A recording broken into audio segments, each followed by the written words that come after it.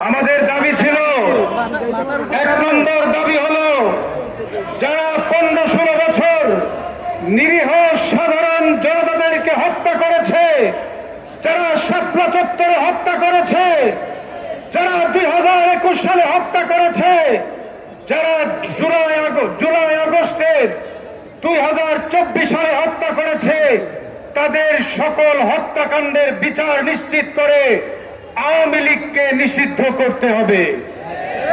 আমরা লক্ষ্য করেছি আওয়ামী লীগের কার্যক্রম নিষিদ্ধ হয়েছে, এখনো পর্যন্ত শেখ হাসিনার বিচার নিশ্চিত হয় নাই। আমরা মনে করি শেখ হাসিনার বিচার ছাড়া বাংলাদেশে কোনো সুন্দর সুষ্ঠু নির্বাচন হতে পারে না। আমরা এজন্য সবসময় বলি আমরা নির্বাচন চাই, কিন্তু হাসিনার বিচার আগে চাই। এজন্য আমরা বলছি আংশিক দাবি পূরণ হয়েছে। নারী কমিশনের যে প্রস্তাবনা দেওয়া হয়েছে, এই প্রস্তাবনার ব্যাপারে এখনো সরকার কিছু বলে না।